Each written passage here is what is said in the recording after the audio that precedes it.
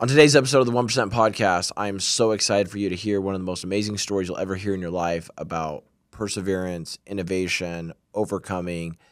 Today on the 1% Podcast, we are excited to welcome Kristin Armstrong, a 3-time Olympic gold medalist in the individual time trial. She's the only woman in U.S. history to win a gold medal 3 times consecutively in the same event. And so we are so excited to have Kristin here. She's going to share her story with us from growing up, getting into cycling, becoming a professional, going through so much through each of her Olympic runs. So excited to have her on the podcast today and cannot even communicate how excited we are to welcome her today. I would say me not taking care of myself is what led me eventually to the sport of cycling. But first, I dabbled in triathlon. But how do you want to live your last 10 years?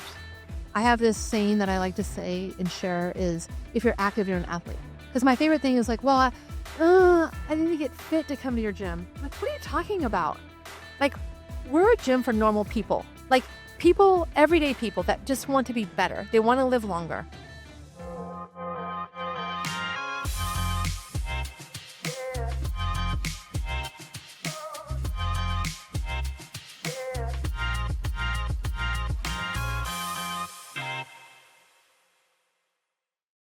Kristin Armstrong, welcome to the podcast.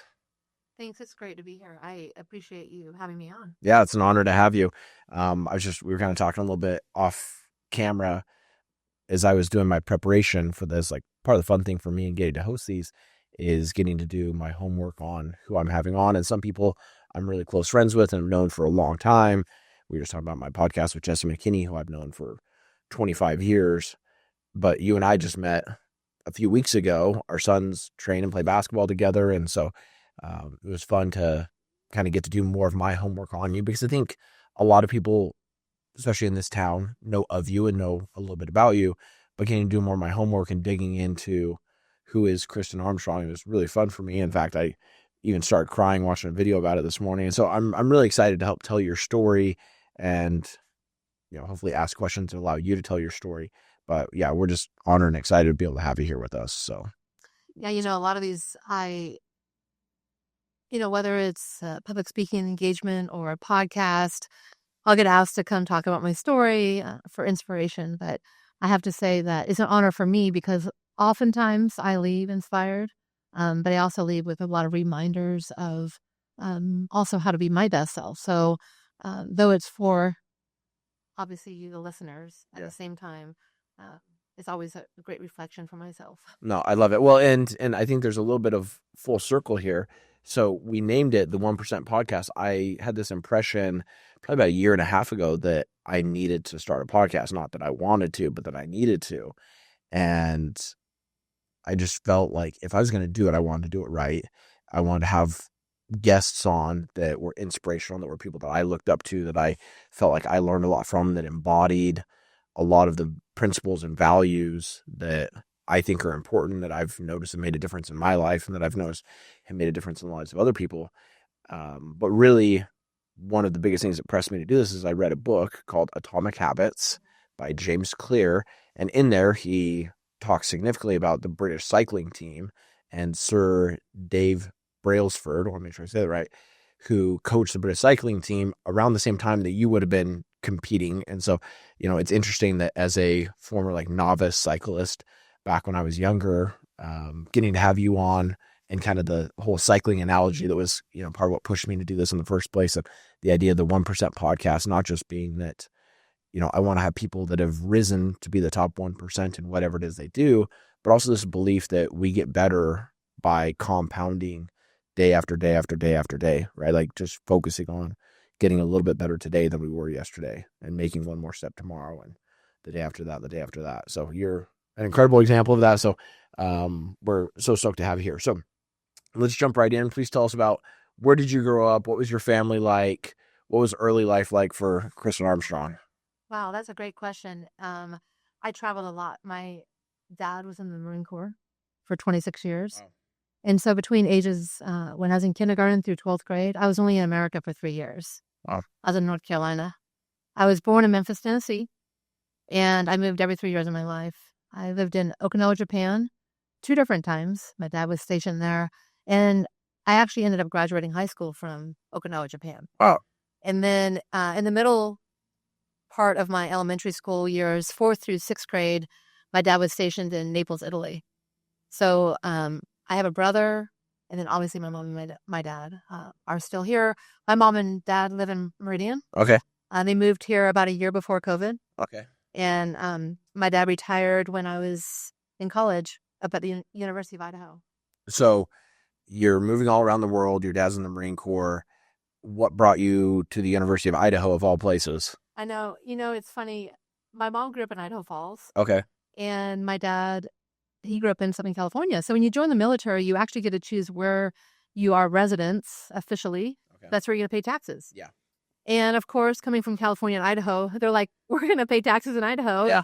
And they met at Utah State. And so when you apply for colleges, when you're a military brat, you're sort of applying where your residence because it's affordable. A lot of times we apply to where our parents were alumni, and then we apply to perhaps where our dad's duty station is. Yeah. And so my dad was getting transferred to Colorado. My parents went to Utah State, and we were residents in Idaho. So I applied to all 3 of those states. Okay. And I got into all 3. And the reason why I ended up at U of I, sometimes I say I landed at U of I because I'm like, when I got to Moscow, my dad was like, you better get your 501s on in Birkenstocks. I'm like, I am not going to be caught dead in 501s and Birkenstocks. And he's like, trust me. 501s are a jean, right. For those that don't know. Yes. Yeah. By Thanksgiving, I was at the thrift store looking for 501 jeans. But I ended up at University of Idaho because I was ready to go to college. My dad was being transferred, and the other 2 colleges, Utah State and Colorado College, both started in October. Okay. And I was August, typical, just graduated high school. You're ready, right? Yeah. You're ready to conquer the world. Get me out of here. And so there I was. My parents dropped me up at University of Idaho up in Moscow, and they said, if you don't love it, we'll transfer you. And there wasn't anything I didn't love about it because what Moscow brings, though a lot of people go in-state up there, what Moscow brings is a true college environment. I was able to be a college kid and grow up, and I had to show up to class. I had to do all the things. Yeah. And, I go up there, I visit now sometimes, and my experience was great. It's beautiful up there. Yeah. Beautiful. Yeah. So growing up, moving a lot, like that's not an easy thing, right? For a kid growing up, making new friends, going to new places, being in foreign countries. I mean, I'm sure in some sense it became normal to you, but was that a difficult part of growing up, was moving so often? It was a difficult part of growing up, moving so often. But the way I made friends and the way we all made friends was through sports. And that's why I think I played every sport you can even imagine that was around back then. You would move to a new city and imagine walking in your home and having a pamphlet and having all the opportunities for what to do and how to sign up for sports. Did you guys live on base? So we lived on base. Okay. It was a way of life. Yeah. And so you open a pack and you're like, oh, as a kid, you're so excited to find out, like, oh my gosh, I can't, Mom, I want to play softball this time. And it was great. My parents were play whatever you want. There was never a choice of not playing anything. Yeah. So we all wanted to make friends. And then the other thing is there were some things that I would hop in and we get partway in and I was like, I'm not having so much fun. And I remember those little life lessons along the way. My parents always said, you never have to play it again, Kristin, but you're not allowed to quit. Yeah. And I was like, at the time, you're like, what? But I don't like softball. They put me in the outfield. I must not be that good. Yeah. But they said, you never have to play again. But it carries along with you all these nuggets as, you become more and more experienced as an athlete or whatever you do that you love. So did you have a particular sport that you gravitated to the most? Did you play sports when you were in college? Like, what did that look like? Yeah. So growing up, I would say that one of my number one sports was swimming. Okay. I competitively swam for years until I was about 15. And then the typical, you start early and you burn out by 15. It's sort of the age I'm kind of seeing that. And then I also played soccer. And then later on in middle school and high school, I started running. So high school, I was soccer and I was running, and I ran the half mile. And then when I went to college, when you're graduating from they call it a DoD school. Those are the military schools that are on base. There's not recruiters. You're not getting picked up for a scholarship. Yeah. And so typically when you're an athlete coming from overseas, you're doing kind of a walk-on. Yeah. And when I accepted at University of Idaho, they didn't have a swim team at the time. They didn't have a soccer team at the time, but they had a track team. Okay. And so I walked on and I started running my second semester of my freshman year. By the summer, I was filled with stress fractures. And if you ran the half mile or more, the coach wanted you and they required you to run cross country. Well, cross country at the time for me, I'm like, I'm a soccer player. I don't run. Yeah. That's a long ways. Now I laugh. And by the second semester of my sophomore year, it was one of the first things in my life I ever quit. And I was like, I'm out. I wasn't having fun. And even today, that lesson, I bring that with me. If you're doing this or anything for one day and you don't enjoy the journey, it's not worth it. Yeah. Because you have to have the stars aligned and everything has to be right. But typically, success comes with also enjoying that journey. And so I think, wow, in the moment, quitting something killed me. It killed everyone around me. But in hindsight, maybe it happened for a reason. One of the best things that could happen to you. So how did you get into cycling? So from there, I played intramurals. That was so fun. I played everything you can think about. I graduated from college and my degree was in exercise physiology. I wanted to go on to PA school or PT school. But in the meantime, of course, before you start applying for those schools, I got what I call a real job. And I helped open up, at the time, I'm going to age myself here, but the YMCA built the West YMCA Aquatic Center. Oh, yeah. So I helped open up. I was in a trailer out there trying to find lifeguards. I ran the Aquatic Center. Wow. And so that's what I did out of college. And I believe that it's like textbook. You play sports through college. You try to fall in someone that you want to have a family with. You get a job and you pour everything into it. Yeah. I didn't think anything was about sport again. I never really had to think about how healthy I was or unhealthy I was because part of sport was just going to practice. I never had to worry about that stuff. Yeah. So I poured myself in not only to a full-time job after college, but also I worked for a nonprofit, Okay. which you just double down. Yeah. You just do anything you can for those kids and families. And I just found myself working 10, 12-hour days, loving it. And then all of a sudden one day I looked in the mirror and I was like, oh, and what about you? And I was like, wow, all right. So I was living downtown Boise and I decided one day I was going to take this bike that I had up at college that I never rode, those bikes in your garage. Yeah.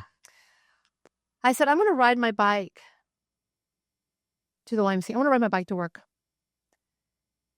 And it was about 7 miles. But you think about downtown Boise to the West Y, it's a long way. Yeah. So I rode my bike to work and, well, I had to get a ride home. I was like, there's no way I'm riding home. So I basically left my bike at work for probably a month. But that was kind of a clear indication that it's time for me to do something about everything.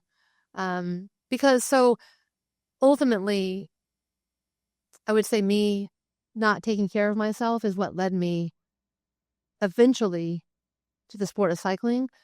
But first, I dabbled in triathlon. Well, I was going to ask you, what brought you to Boise in the first place? So you're at the University of Idaho. What brought you here? Was it the job? Well, what brought me to Boise is what, happens a lot of times in life is, this boyfriend. Oh, yeah. Handsome guy. Yeah, not my husband today, but he was my boyfriend, that college boyfriend. And so came down here and that didn't work out because new life, like you're not in college anymore. Yeah. So that didn't work out and I just found my way here. And I used to come down here in the summers and work for the city pools. And then when the West YMCA opened, the aquatic center is owned by the city. And so part of that, I had a little bit of an in to get that job because of my experience running city pools. Yeah. And I also worked at the pool up at University of Idaho. But yeah, I decided I need to get healthy. I need to move my body more. And I met some people, I was at the aquatic center. So there was a a group that would swim together.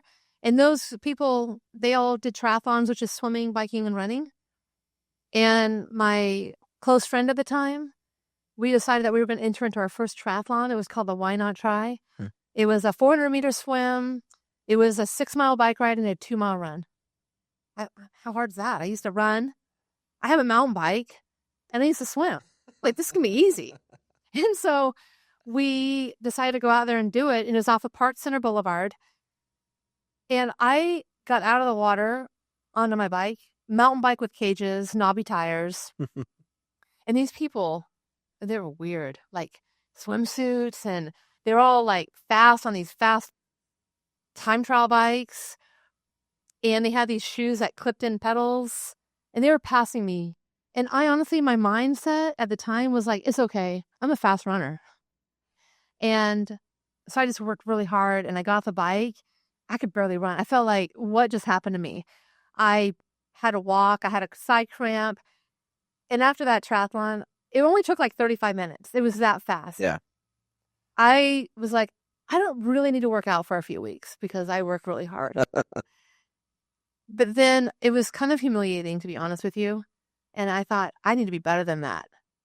And so I got right into it. And that's just the competitive blood I have. I mean, you know, you ask my family if I even have a capability of playing a game of Uno without wanting to win. And my response is like, why would you play the game? Like, it's just what you do. Like, I don't know. We can go walk. Comes from my own mouth. Yes. Yep. And so I just took triathlon to another level, all while working. So I started meeting up with these swim groups and run groups and bike groups. And one thing led to the next. I won't bore you with that whole part, but it was accelerated. I ended up taking it to the next level. I ended up winning these like regional races. I got to nationals. I ended up at world championships. And the next thing I know, there was this program at the Olympic Training Center because they were getting ready for the first Olympic triathlon ever in 2020. It's Sydney. And in 1999, I got invited to live and train as part of the Olympic Training Center. 3 women and 3 men were chosen. And I was one of them. So I lived in Colorado Springs at the training center for a year until my body gave up and I couldn't run. My hips, I pretty much went cold turkey. And I was in my now later 20s. And I just woke up one day and thought, what am I doing? I'm trying to work. I gave up everything to go live and train at the Olympic Training Center. I'm going into debt. I thought, I'm almost 30. I shouldn't be doing this anymore. And so I came back and I started working for an advertising agency in town called Oliver Russell. And Russ Stoddard hired me. He used to be a member at the YMCA. And he said, hey, if you ever come back to town, look me up. And I'm like, okay, I need a job. I looked him up and I was like, I don't even know what your company does. And he's like, oh, yeah, I own an ad agency. And he's like, you know, I can't train personality. And you have the personality to be part of my team. He's like, and I said, well, what do I need to know? I didn't go to college for marketing. Yeah. And he's like, I'll teach you everything you need to know. Like I said, I can't train personality. So I went to work for Russ and about a year went by and you may or may not remember, but the largest, most lucrative cycling race happened in Boise, Idaho. So basically, the last year of the HP Women's Challenge was in 2002. Okay. Going into the 20th year. And it used to be sponsored by Orvida. And then it eventually went and became Hewlett-Packard. It had the biggest prize purse in the world. And it brought international riders from all over the world. Wow. And it was anywhere between about 8 days to, I think the longest version was about 15 days. Every year, these world-class women would come to town.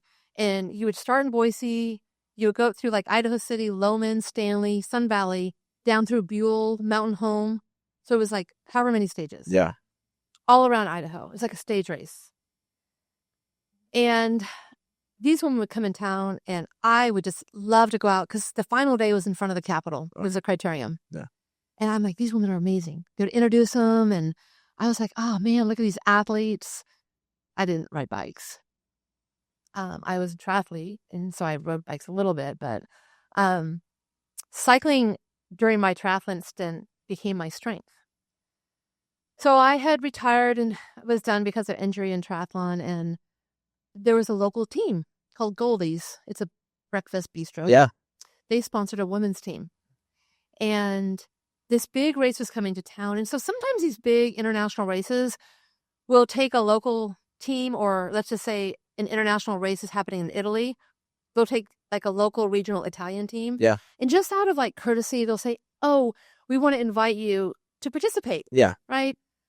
So this Goldie's team had a professional, a women's team, and there was the captain and the director, and she reached out to me.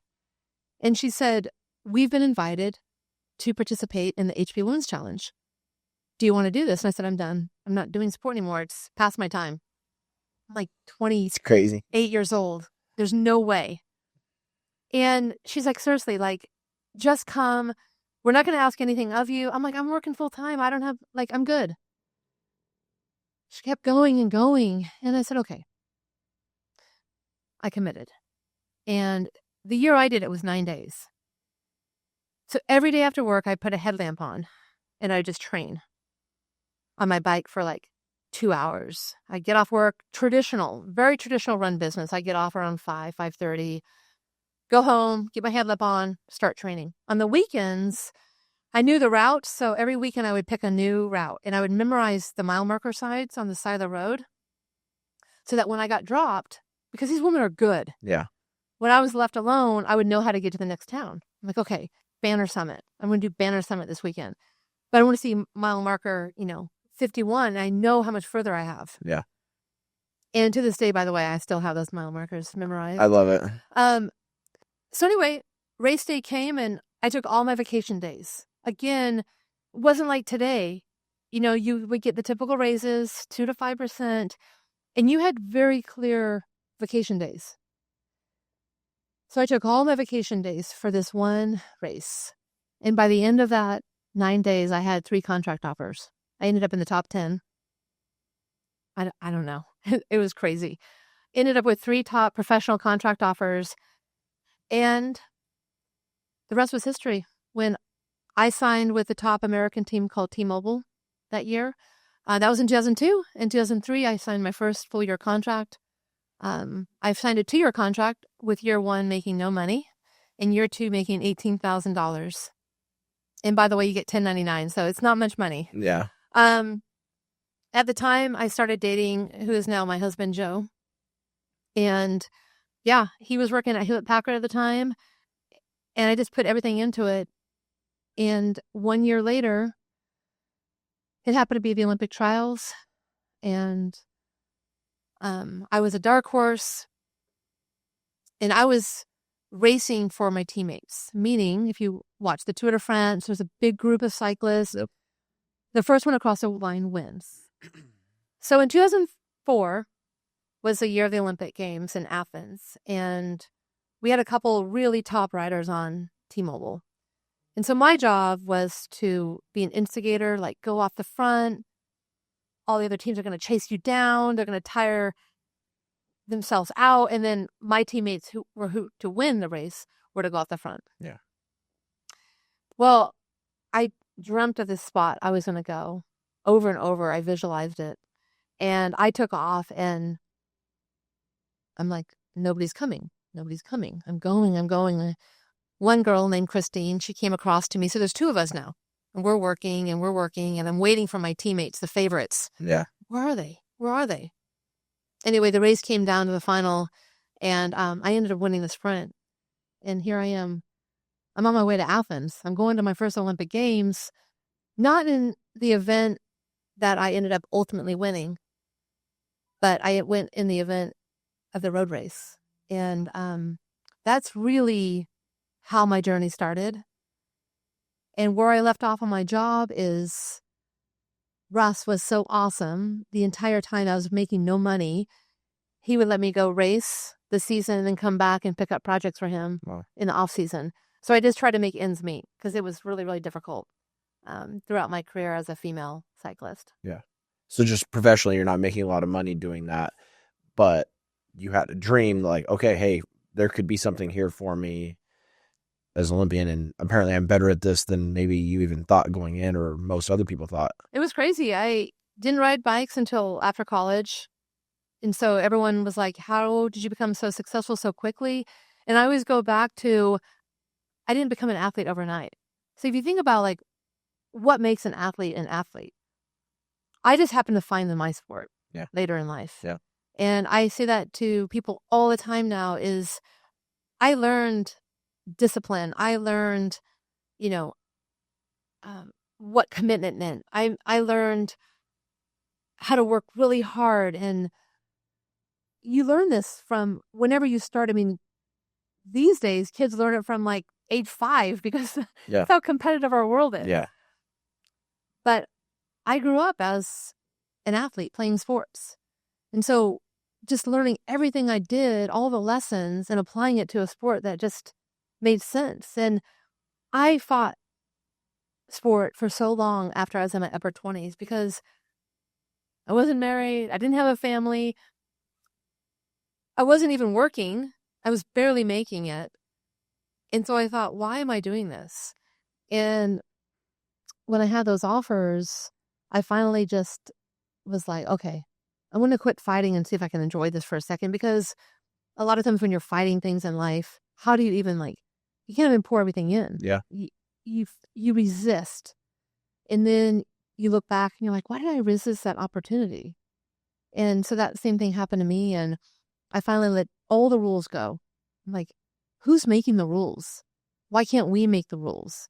And so I just went with it. I had a supportive boyfriend at the time, and he was all in. And it's not oftentimes where, here I have Joe who's working full time, paying for groceries, supporting me being on the road, making nothing. Yeah. And so I couldn't have done it without, obviously that partnership. That's amazing. That's a huge tribute to him as well, and the selfless person that he is. So fast forward. So you make it to Athens in 2004 for your first Olympic Games.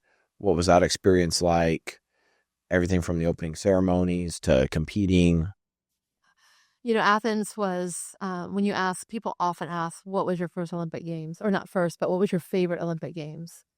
And my husband's quickly to raise his hand and say, Athens. And he laughs, and people are like, well, why Athens? Because I didn't bring home any hardware. Yeah. And he's like, because there was no pressure. Yeah. Because we had fun. Because it was what you would dream of. Like, wow, we made it. We enjoyed it. We enjoyed every second of it.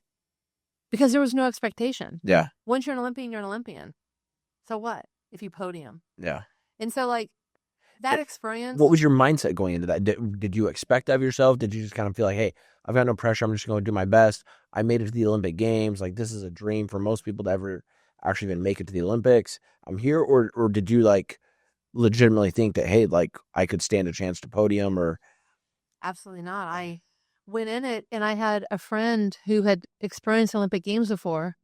His name was Greg Randolph, and he texted me before I left, and he goes, I have one piece of advice for you. And I'm like, oh yeah, here we go. Everyone has advice. Oh yeah. And the advice was, don't forget to compete. I was like, what is he talking about? I'm a competitor. What is he talking about? I was like, okay, Greg, gotcha. Don't forget to compete. I love it. I went to Athens. I competed in Athens. I got home, and you're typically there for half the Olympic Games. It's a 3-week period. Athletes are supported for kind of part. Yeah. So I find myself at the closing ceremonies, I'm sitting on my couch and I'm watching the games from my living room now. And I thought, whoa, I know what he means. So what happens as a first-time Olympian, you're stoked. You have worked so hard to qualify, but you forget to go past qualifications, like track and field, swimming. Every time there's qualifications before the Olympic Games, I'm like, I wonder how many people that have never been to Olympic Games are actually thinking past just getting there. Yeah. It's really hard to think past. And I didn't think past. I went there and I enjoyed every second. I went to the opening ceremonies. 36 hours later was my event. My legs were trashed. I mean, I was standing in nobody tells you. Yeah. You see it on TV, you're like, look at this beautiful thing. Oh, it looks so amazing. Yeah. You're like herded up like cattle, like waiting for your country to be named. Yeah. USA is like the very last. Yeah. And you're standing and you're like throbbing and you're out in the middle. And I'm like, I think I remember sitting down during the opening ceremonies out there in front of everybody because I was so exhausted and you're hungry. You leave about 4 o'clock in the afternoon to get ready. And then you get home around 2 a.m. Wow. And so I wasn't thinking about preparation. I'm just thinking like, I am here. And I am so grateful of that experience. And so the moment you don't think you're going to have a redo, you can't ever expect, I'm going to qualify again. But the experience was so much fun. And then you get into doing it again. And so I went to Athens, had a great time. Politics are all part of sport. Politics are part of business. There are so many parallels. And I would say that that was the first time I experienced a little bit of politics. I was actually originally, the second event that I, did in all my Olympic Games is the road race and the time trial. The time trial is you against the clock. Yep. It's an individual event, and I did that in my last 3 Olympics. But my first Olympics, I was told I was going to be on the team, and just days before I was taken off the team because of some arbitration. When athletes may agree or disagree, it goes to trial. And so I was removed from the team just days before. And so that was my first little snippet of, wow, this is real. And so I felt that Athens was oftentimes, that's where the torch is lit. That's the birthplace of the Olympic Games. And I always say that my torch was lit at Athens. It made me really hungry for more. I could have easily been done. We talked a lot about age. By the time it was Athens, I was 30 years old. And to think, am I going to go another 4 years? Remember, the Olympic Games is every 4 years. Yeah. I mean, to the age of 34, to me, when you're in your 20s, 34 is like old. Now I'm like, to be 34. Well, and in professional sports too, right? It's like that time is almost like dog years where like in the NFL, the average career expectancy is like less than 4 years, right? In the NBA, not much different, right? And so it's like if you're in your mid to late 30s, like you're over the hill, right? For sure. Yeah. For sure. But there was nothing about my experience at Athens that I wasn't disappointed. I actually ended up top 10 in the road race, which was the best result a U.S. woman had had since 84. Wow. But I was hungry. I wanted to be on the podium so bad. I was like, I'm doing this again. I'm doing this again. And that's what led me to Beijing. And we were all in, everything. So when you say we, you and Joe, me and Joe, did you have a coach you were working with at the time? What did all your preparations look like over those 4 years between Athens to Beijing? Because it's crazy looking back now, because I remember being a senior in high school, getting ready to go into my senior year of high school and watching the Athens opening ceremonies, right, from my TV in my parents' basement. And then I remember watching the Beijing opening ceremonies. I remember watching, the Olympics all the way through, and then seeing you there, and she's from Boise, Idaho, and I was going crazy and whatever. But what did your preparation look like between Athens to Beijing? Yeah, when you think about Athens all the way to Rio, and those fans, every 4 years we leaned in just a bit more, because what happens is when you finish a competition, you look back and you're like, oh, if I would have just. And you think everything that you're leaving on the table or not. You're like, I have everything covered. And then as you get more experience, you're like, I don't have everything covered. Experience is the best teacher. Not even close. And so I would say the biggest learning experience from Athens to Beijing, we took things to the next level. When I say we, my husband, Joe, my coach. During those 4 years, we brought in a lot of technology. When we talk about technology, this is funny to say, is how quick technology has moved to today. I went over in December 2007 before the games. And I went to China because I wanted to recon the course. Yeah. And that's really taking it to the next level. Going to China at the time, super polluted. I did a couple of things while I was there. Number one, we worked with an exercise physiologist to test my response in the pollution. So we set up a stationary bike situation and try to be in the city. And we did some tests around just air quality and breathing, the effects that it would have on me, so that when we arrived, we weren't up against these obstacles. So I always talk about that as being just this foresight, is seeing what's ahead and how can we really take control of some things that we can control. The second thing is just seeing the course. Back in the day, they didn't have a lot of like, oh, let's go to this video. Yeah. Let's go see. Back then, it was Google Maps. So Joe, being the engineer, I went over with a Garmin computer. And he's like, when you do your ride, just get the GPS coordinates. Bring them home. And I'm going to download them and we're going to do a replica of the course. Okay. So my only job there was to ride the course and bring home this computer. Mm-hmm. So he brought home this computer. He downloaded it on an Excel spreadsheet, and then he overlaid it on Google Maps. And we went all around Boise trying to figure out what is the best replication of this course. Well, it happened to be part of Bogus Basin. And so each and every day we laid out the course. Each and every day, we would, not each and every day, but each and every week, there was a group of cyclists that would go out and we would go train on Bogus Basin. And we would train just like we would train. But one of the things we did was we didn't talk much about it. Social media wasn't a big thing. Yeah. So they came out and said, oh, the course is hilly.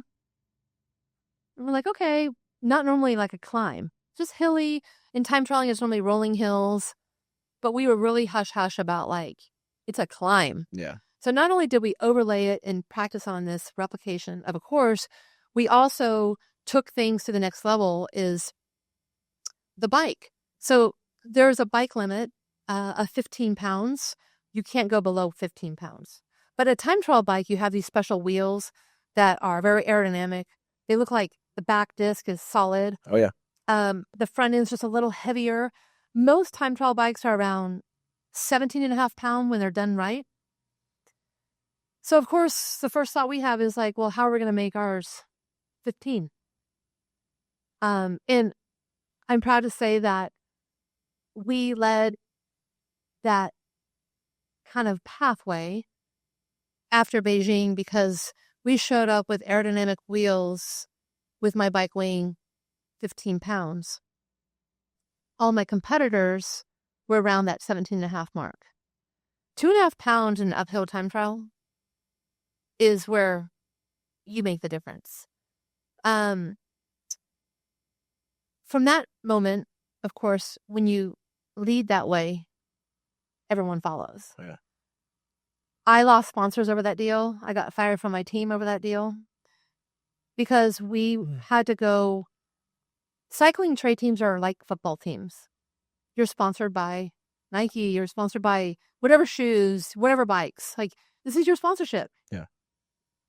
But when you're competing for the Olympic Games in your country, there's an act called the Ted Stevens Act, and it protects you from not being held back by any piece of equipment that may not be leading edge or on the same platform or level of your competitors.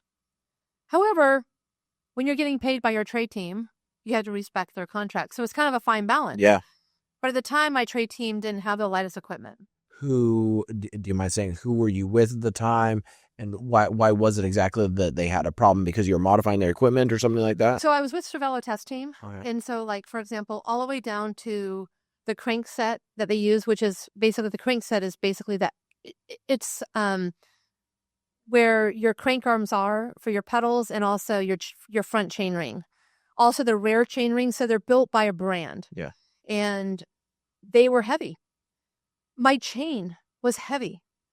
My tires that I was sponsored by, my wheels were heavier. And so with Joe being an engineer, we just basically imagine taking your bike and picking it apart and making a spreadsheet and weighing every piece all the way down to the titanium screws. We had a custom chainring made out of the UK out of pure carbon fiber that we were told can only be run 6 times or it could implode. We're like, okay.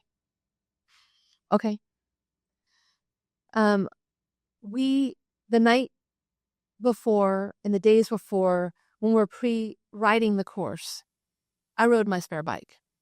I didn't want anybody seeing my bike. When I was warming up on my trainer on my other bike, and my race bike was set aside on the day, we had a sheet to put over my bike. Imagine coming across the finish line, winning gold, and your trade team is not smiling for you.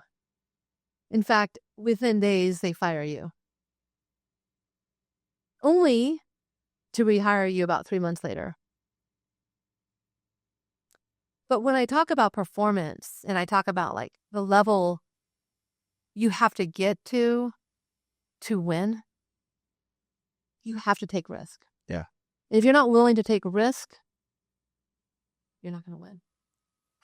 There are so many things in that story that you just told, because as you're telling it, I'm like thinking about things that we've had to do in different businesses that we've started, things that you do in sports or different opportunities. And I was having a conversation with someone this morning and they're like, man, like I love listening to your podcast because like it is the same thing every time, but everyone's story is unique. Everyone is willing to do things that nobody else is willing to do. And that is how you win, right? Like that's how you get places, is that you're playing within a set of rules, but you're willing to do things that other people aren't willing to do. For example, like I had a friend of mine on here that owns a real estate brokerage. When he was in school at Boise State trying to get going, he found out that the city of Boise was allowing you to split lots in certain parts of the city. So he did his homework, he researched it, he figured out where that was, and he found a bunch of these lots, and he should go knock on their doors. Like go at lunch, between classes, at night, in the morning, leave sticky notes there, whatever, right? He found this one piece of property this guy was selling, I think it was for like $190,000. And the guy's like, hey, you can't split this lot, just so you know. And he's like, okay, yeah. Well, he'd done his research, he knew that you could. Paid the guy $190,000, got a loan from some loan shark, pays the guy his $190,000, has to chop 7 feet off the house. This is over in kind of your neck of the woods. Chop 7 feet off the house so that it will qualify for the city to be able to split the lot. Anyway, but he was willing to do things that other people weren't willing to do. And eventually fast forward, and it's like he has a very successful company now and has a great life. But it was because he was willing to do things that other people weren't willing to do. Spencer Danielson was on here a few months ago, the head coach at Boise State. He came up here for 2 summers coaching at their kids camp for free, living in the dorms, eating at the cafeteria, just to try to get around Brian Harson and the coaching staff at the time. They eventually, like, after the second year, like, hey, would you want to be a grad assistant here? I mean, you don't get paid much money. And he's like, yeah, absolutely. Comes up here. Fast forward like 6 years later, he's the head coach at Boise State, right? But it's like he was willing to do things that other people weren't willing to do. And I just like love as you're telling that story. That's like anyone can go coach a kids camp. Anyone could have bought that house and cut 7 feet off it. Anyone could have re-engineered their bike and put it together better and figured out ways. And now not everyone has a Joe, right? And so that's, you know, a part of your superpower. But I just love that because that is how it works in anything in life that you want to be successful at, that you just have to be willing to put in all that time, all that work, all that effort, going over to Beijing, testing out the course, finding something here. It's like, I just love that because, you know, saying the devil is in the details, or I tell my kids all the time that details matter, right? Like everything you're doing in life, it is the details that matter the most. And so like that story is phenomenal. I love that. So all of your preparation, so you come across the finish line, your team's not happy for you. but obviously, I mean, like you go to like instant fame, right? So what were the economic opportunities that came as a result of that? I'm guessing, you're saying you're not making very much as a professional cyclist, but being an Olympic gold medalist, all of a sudden, like people are wanting you. I'm sure, Good Morning America and everyone else is like, hey, we want you on. And yeah, it's interesting. Our sport, you're not really negotiating much money. So the day of the agent, you're sort of a little bit, you're given a little bit more respect when you don't have an agent, and sometimes in cycling, because you're not negotiating big dollars. Yeah. However, the time now, we're talking about an Olympic gold medal. People don't or aren't focused necessarily on you that are within the sport. So now it becomes outside of the sport. Yeah. And that's where the opportunity came for myself. Now, where it becomes difficult in my sport is that it's not a mainstream sport. I'm not a ball sport player, nor am I a swimmer. I'm not Michael Phelps. He has 20 more medals. But it started getting very popular right around this time, right? Like, I mean, you were around the whole time. I mean, I remember being a kid, Lance Armstrong wins his first Tour de France. And like, I mean, I wore the Livestrong bracelets, and that was why I wanted to get into cycling, was because it was like, okay, this is a big deal and this is awesome. And so, I mean, you were somewhat at the height of that, right? Obviously cycling's not, the NBA or the NFL or Major League Baseball, but it was growing in popularity, certainly here in the United States. Yeah, so I would say that what happens in the Olympic Games is you have about an 18-month window for endorsements from companies. And a lot of those are just come in, come out. We're going to use your name, we're going to use your face, and you're out. We're going to put you on some Wheaties, we want to put you on a Gatorade bottle or something. My personality is like, but I want to be part of your company. Yeah. They're like, we don't need you part of our company. We just need your face for right now. Yeah. You've got an expiration date. Yeah. So, and then also like the Summer Games, as you know, like that was last summer, and already this winter is in Winter Games. So you're already a has-been because the winter is already coming in, and companies are wanting to get on top of the Winter Games. Yeah. So you have an 18-month opportunity. And so, of course, by now, I am working with an agent, and there's agents that are helping you get out in interview type of opportunities, and also agents that are trying to help you get those lucrative opportunities. But truth be told, those 18 months come and go pretty quickly. And where the opportunity has been long lasting is through public speaking. So most often,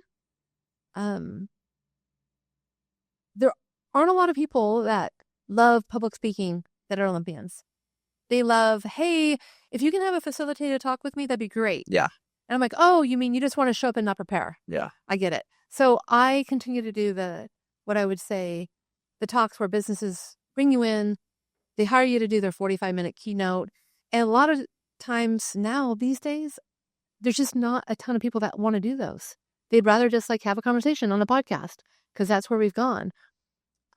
So I've continued to speak to businesses, and very few, everyone's like, oh, what athletes do you talk to? I'm like, I never actually get I never get asked to talk with athletes.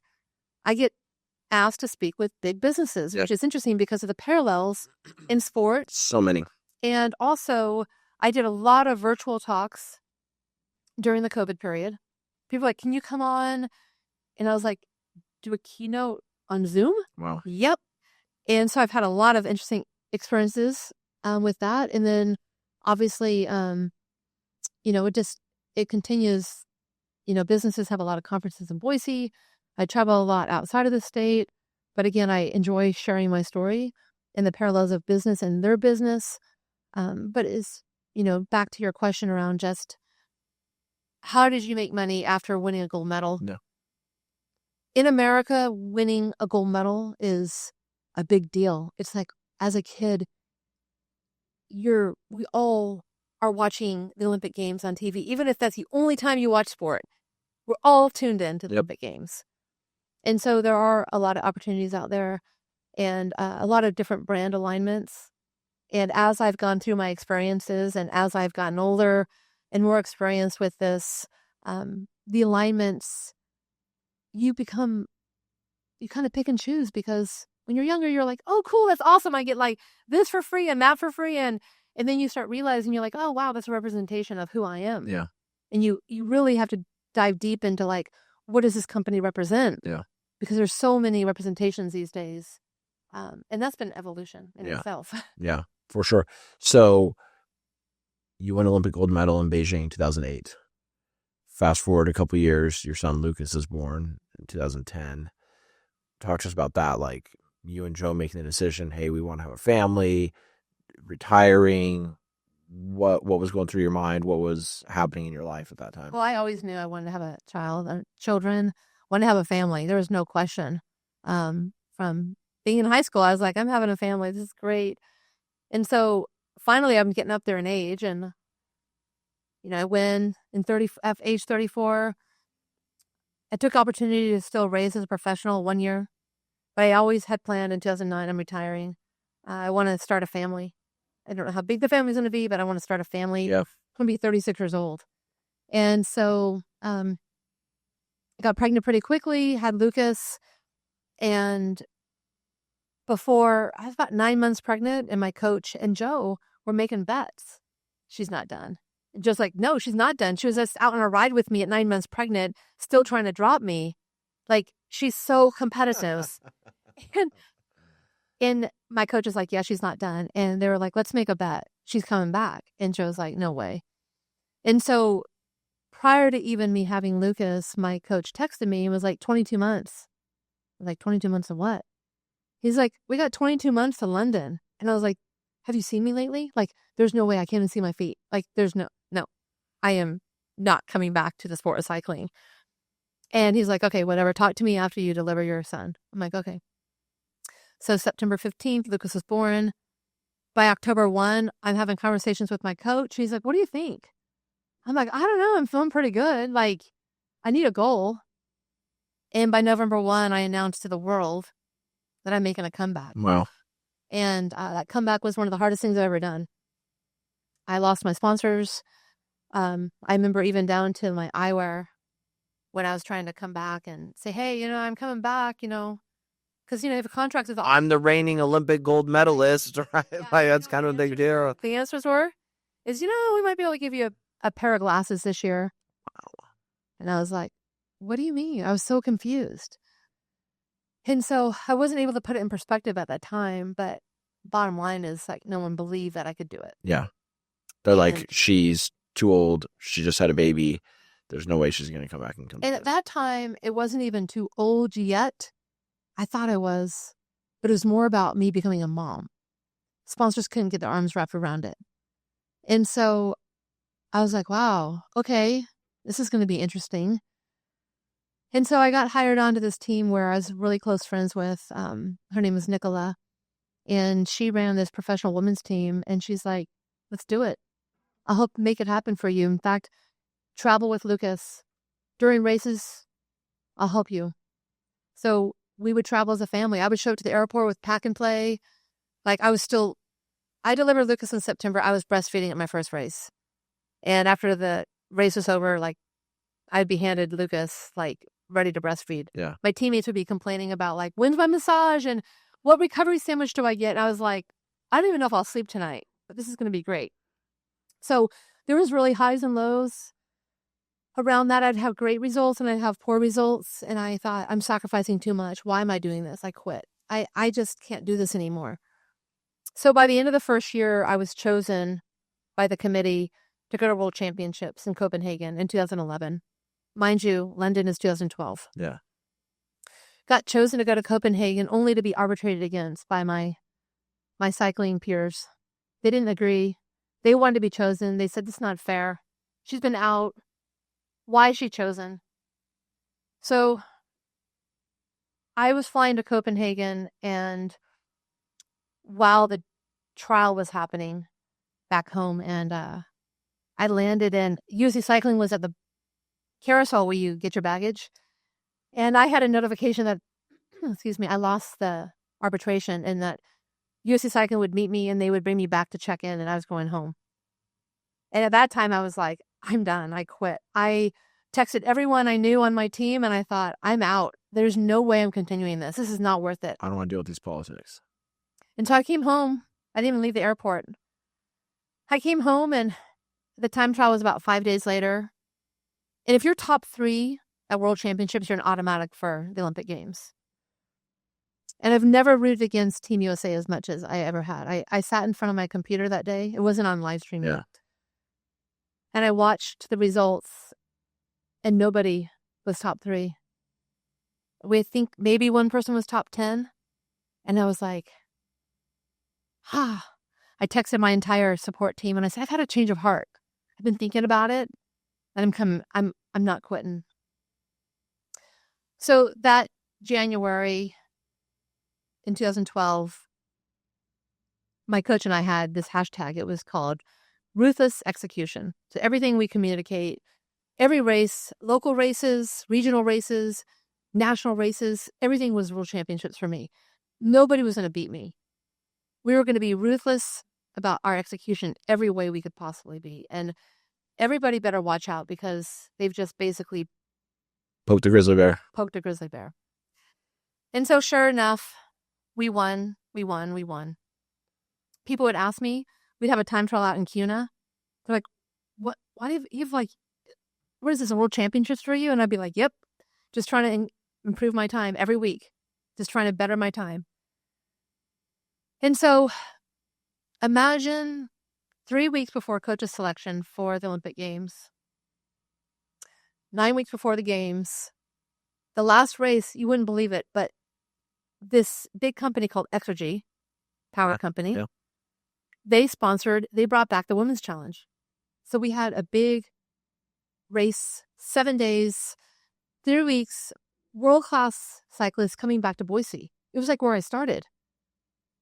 And the prologue, which is a 3-kilometer time trial, started right at the bottom of the train depot by the art museum.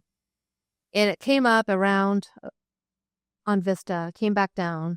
This is my last time to go head-to-head against my competition to prove everybody, there's no question, Kristin Armstrong is going to the games.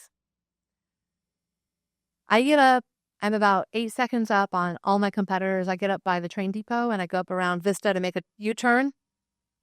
And in the wintertime where our cars stop at the stoplights, there are these indents in the road. I go to make my 180-degree turn and I hit the ground, break my collarbone. And that night, I finish the race. That night, I go into surgery to get my collarbone fixed. And I show up to Kuna to support my team the next morning. And the headlines on the newspaper were, Armstrong's out. There's no way she'll come back for the Olympic Games. So I go out there just having surgery, and the media swarms me. And they're like, we thought you were out. Like, what's going on? And I said, I am. I'm out here supporting my team. We want an interview. And I said, on one condition. And they're like, what's the condition? I'm like, change the headline to nothing's going to stop Armstrong from making the London team. So from that moment on, I wasn't a big fan of social media. I wasn't really on social media. But I knew that selection committee, if they had ever broken their collarbone, I knew that they would have an opinion that I couldn't come back. In 3 weeks, everything's on the line. So immediately, I have this indoor trainer inside. I would get on my bike. I'd take a picture. I'm like, nothing like being back 24 hours later. I was probably on my bike for 30 seconds just to take the photo. So now I'm using social media to influence. As a tool, others. And sure enough, I get put on the Olympic team. And 9 weeks later, I win gold. With Lucas on the podium, which wasn't supposed to happen because I guess it's against Olympic protocol to have children on the podium. And so, after winning, we're all lined up, the Olympic ceremony, the national anthem's playing, the big boom is in your face, and they're putting the gold around my neck. And I say, can I bring my son up? And on national television, you can hear him on the boom say no. And so my best friend, Nicola, had Lucas with her at the time, and she basically had Lucas and basically handed him off to me on the podium. And so that's why that picture of Lucas and me on the podium went viral. It's an unbelievable shot. It's because it's not allowed, and it happened. And so to me, when people back to the beginning of our story, when people ask, what my favorite Olympic Games was, is that there was nothing like London because of showing the world that when you become a mom or a father, your goals and your personal goals don't have to stop. And I look at Lucas and I think, gosh, what if I would have retired and he would have never lived this journey with me? He remembers Rio. He doesn't necessarily remember London. Yeah. But wow. But there's pictures, there's videos, right? Like you can see what it's having the conversations in the past, like, oh yeah, before you were born. No. And so like, to me, London was all about, my team grew of supporters. I lost some supporters, but I grew my team. And when I talk about teamwork, there's team and then there's culture of support. And when you have true support, that's that culture that you're trying to build as a leader. It's not just a team. Teams are everywhere. But building that culture. So you win gold in London. I retire. You retire. Normal life. I want the normal life. You're like, I'm done with all these politics. I'm done with the headlines. I'm done with all this stuff. I'm so satisfied. I took huge risks to even go for a second gold medal. People are like, why'd you do that? I'm like, in the moment, I'm like, because if you lose, it tarnishes your legacy. You're only as good as your last result, right? Yeah. And in hindsight, I'm like, how did I do that? But I was done. I was definitely done. I wanted to be normal. And normal to me meant I wanted to wake up every day and go to a job where I just checked in and checked out. I didn't know what I wanted to be, but I knew I just wanted normalcy. I wanted to lean into a team. I didn't want to have to worry about riding my bike. My body was hurting. I had lots of pain. My back, my hips, everything. And I just wanted to be a great mom. I didn't want to be on the road. And I wanted to be selfless, not selfish. It was a lot about me. And so I went, got a new job, worked for a health system in town, and soon to just realize that maybe the corporate life wasn't for me.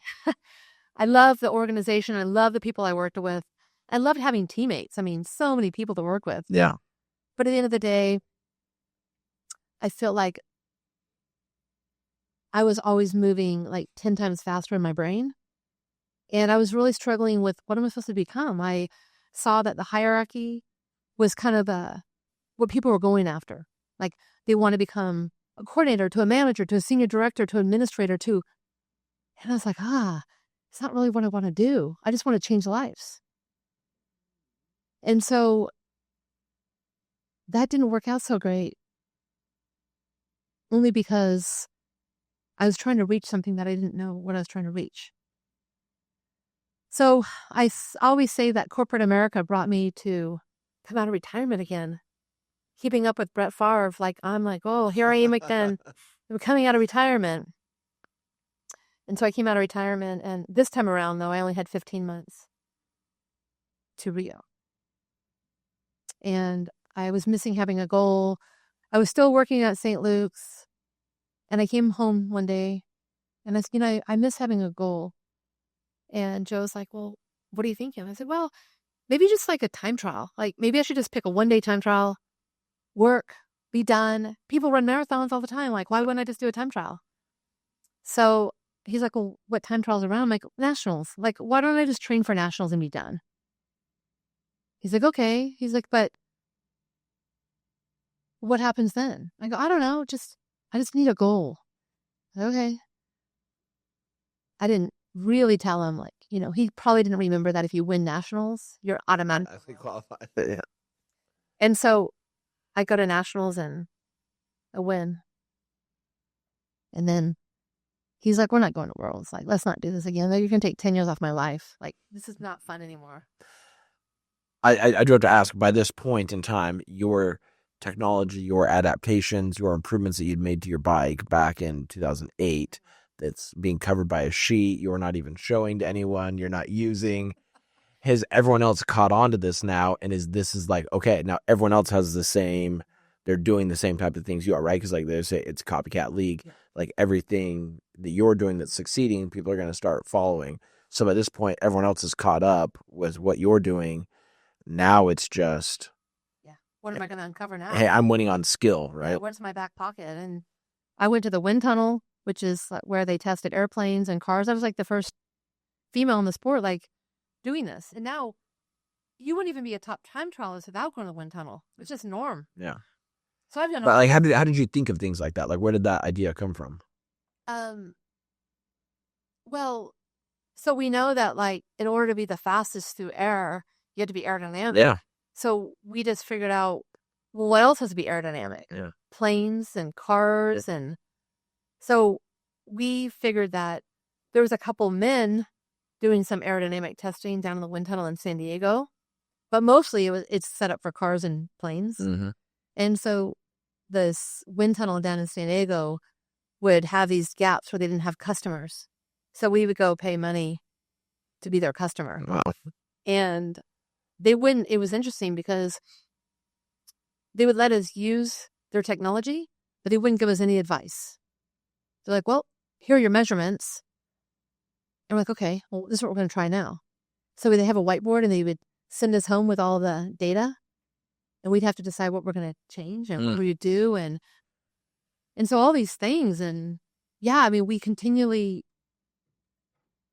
evolve the sport on the technology side of things.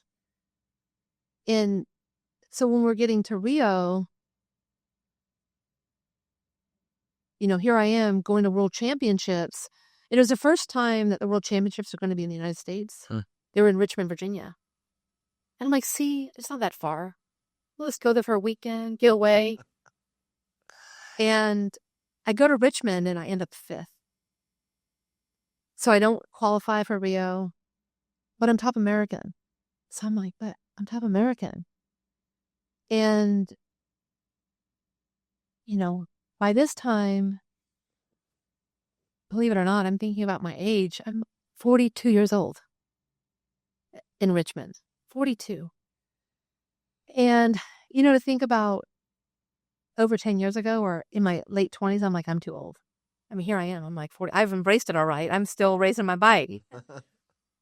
And so I decided that I'm going to go for it. Why not? So again, here I am. I have to try to figure out how I'm going to get selected. Because now nobody's automatic. So it's going to be coaches. It's like that feel good, emotional, results driven. But how am I strategically going to win? Yeah. And how am I going to get selected? And so I go to selection criteria because that's who I am. I work backwards and I say, okay, these are the things selection criteria says I have to do. So I'm doing all the things. I show up to nationals that year. I get 3rd at nationals. And I'm like, ugh. Because the week before was a really important international race that that was part of qualification that I needed to do. I got 2nd there. So I show up to nationals, I get beat. And a couple weeks later, same story, different year, coaches selection. They're on a committee. And I get chosen. The committee needs to follow criteria. So I get chosen. It comes out, broken record here. I get arbitrated against. Here's the thing. You can arbitrate within the USOPC, which is the Olympic Committee, if you don't agree with something. But the difference in the real world is in court, you get fined or you have to pay a certain amount. In this situation, the person who arbitrated against me, yeah, she can do that. I have to go back myself because last time I didn't back myself. I just trusted the federation to back me. I got sent home from Copenhagen. So we're like, oh, we're going to have to hire our own lawyer now. Yeah. So we hired our own lawyer. And 11 hours later, $32,000 later, I win. She had a GoFundMe, which she raised money to arbitrate against me. So now social media is like the demon to me. It's like, wow, what a platform. It's horrible. And by this time, I'm 42. Now I'm really washed up. I'm too old. And what people didn't realize, again, every 4 years, there was someone poking the bear. And so I started believing that this is what it took for me to win is, oh, perfect. It happened. Like I needed this. It was a big ticket price, but it happened. Imagine this. I get chosen. I paid $32,000 to fight. I win. 2 weeks before the games, last race, time trial, head to head against this rider who arbitrated against me. She goes, I beat her at nationals. I should go. Nationals wasn't in the criteria. They don't care about nationals. I show up to my last race before Rio. I get beat by her. I'm like, whoa. So at the end of the race, I quit again. I was like, you know what? I'm not going to Rio to get top 10. And this girl clearly has beat me twice. I'm not going to the games. Like, there's no reason for me to go to the games. So she would be going in your spot? Why not? I was making these decisions. And you know, when I talk about culture support, you have your team. You have, perhaps your parent that's like, oh, honey, it doesn't matter how you do. You're amazing. Well, your support team kind of gets like that at times where they're like, it's okay. It's okay, Kam. Like, we got this. No. Now people were speechless. They were like, what do we say to it? What do we say? She just got her butt kicked. So one of my supporters hands me a phone. And it's from this coach who's well known in the world. And she goes, oh, Dean wants to talk to you. I'm like, Dean? Dean who? And I was like, what does he want to say to me? He's not my coach. Like, who cares? And he's like, hey, champ. I'm like, hey. And he's like, what's going on? I go, I don't know. Oh, I don't know. It was like falling. He cracked me. And he's like, when we train with power meters. We train off of power. It's very clear. He's like, how's your training been? I'm like, it's been awesome. It's been my biggest numbers ever. My watch are on. He's like, that's great news. I'm like, there's nothing great about it. I just lost a race. He's like, no, the great thing is physiologically, you're fine. You can't change physiology in a matter of days. He's like, here's what's happening. You're overwhelmed. Your cortisol levels, stress levels are probably through the roof. You're in an environment where you're stressed, and this is going to affect your performance. You need to go home. You need to be around an environment that supports you, that loves you. And when you hop on that plane to Rio, everything's going to change. Trust me, you're there. I was like, okay. I go home. I go back to Boise. I spend a week with everyone that's like, rah, rah, Kristin. I get on that plane in Rio, and I win by 5 seconds. And the last thing that said we have radios. I'm number 1, which means I start last. So I have the advantage because I was a reigning champion. I know everyone's times because my coach is telling me. Yep. There's 2 time checks. And I'll never forget in training, the last time check, my coach said, if you're down at this time check, 5K to go, there's no way you're coming back because it's too fast. You can't bring back time. You have to be ahead. I get to the first time check, you're 9 seconds up. I get to the second time check, you're 7 seconds down. Whoa. At that moment, I took risks. I don't even remember that part of the race. It starts raining. The roads are slick. And I remember I have a visor on. I remember I don't remember anything. He gets in the radio and he goes, I have some of the final riders that have just come through. He's like, the one thing I do know is that you are in the gold. Sorry, you're in the medal. You're in the medal count. You have 5K to go. You're down by 5 seconds now. You decide what color you take home tonight. It's up to you. My job's done. You decide. Is it going to be gold, silver, or bronze? And I had an out-of-body experience. Like, I don't even know. When people say, I was in the zone, I'm like, do you really know what that is? Because the zone is when you feel nothing. You don't remember. You remember the journey. You remember the hard times. But on race day, you don't feel anything. And so, yeah, I finished that. I was like, did I win? And somebody said, you won. And I just remember laying down on the ground, like just flat out. Like, I don't even know what happened to me. I watched that video this morning, made me want to cry. And that's why I laid down is I think by that time, it was the day before I turned 43. And by that time, I was tired. And the greatest thing about Rio is not a lot of athletes, or I would say business professionals or whatever you're going after in life, have full closure. What brings you closure? And Rio brought me closure. I accomplished everything I ever wanted to do in my life, and I was done. I never looked back. And I moved forward and continued my life. But I think that in hindsight, I needed that. I needed closure. I needed to be done on my terms.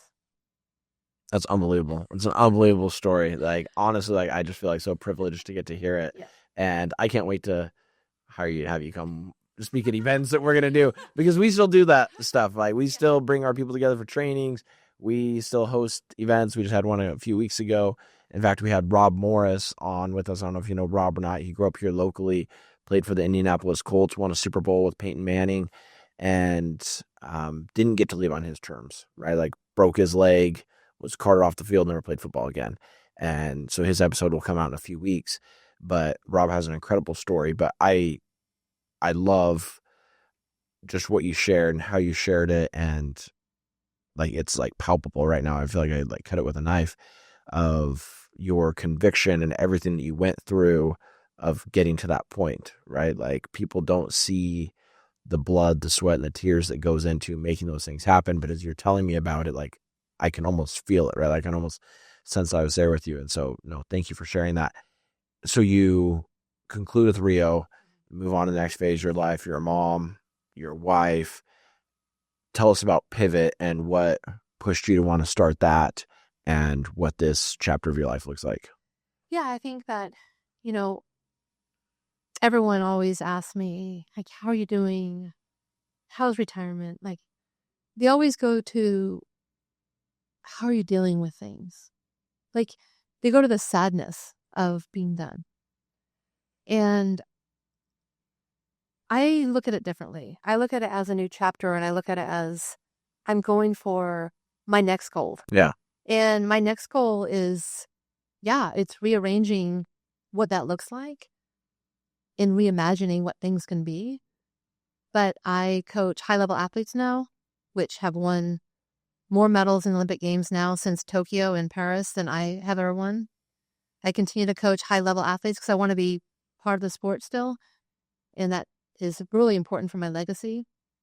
But when it comes time to, my largest community of support is Idaho. And when I retired and having the snippet of time in corporate America and not trying to figure out where is my new pinnacle, I just can't find it. And I really just couldn't figure it out. Why can't I find this? And I ultimately figured out that I need to pour into other people. And if I can help others be successful, that's my pinnacle. I don't need credit. I don't need it to be my idea. In fact, I love walking in a room and hoping that it becomes someone else's idea. And then I walk away because I don't need anything for myself any longer. I want other people to succeed. And I believe that when it comes to leadership as well, is just taking a step back and leading a team, and leading to me is leaving room for people to succeed. And I started a fitness center called Pivot Lifestyle and Fitness in the Treasure Valley. And that idea really came around because of what I saw in the health system. I'm telling you right now, to this day, I did not dream of being a gym owner. Seriously, like, that sounds like a nightmare. I mean, walking in and like having people drop weights and having chalk everywhere and judging group classes and listening to it all, like, that sounds No, that sounds awful. horrible. And I thought, how can I do this differently where I've been so lucky to have a team of support around me. Can I actually replicate? I have this saying that I like to say and share is, if you're active, you're an athlete. Because my favorite thing is like, well, I need to get fit to come to your gym. I'm like, what are you talking about? Like, we're a gym for normal people. Like people, everyday people that just want to be better. They want to live longer. And there's no expectation. I don't care what you wear. I don't care how you come. Just come. Because what I've set up is quality, I would say, in the delivery, in an expectation of what I had as an athlete. I'm lucky. If I need to get into a physical therapist, I know how to get into a physical therapist. Yeah. If I need to see an orthopedic doctor, I can get into an orthopedic doctor.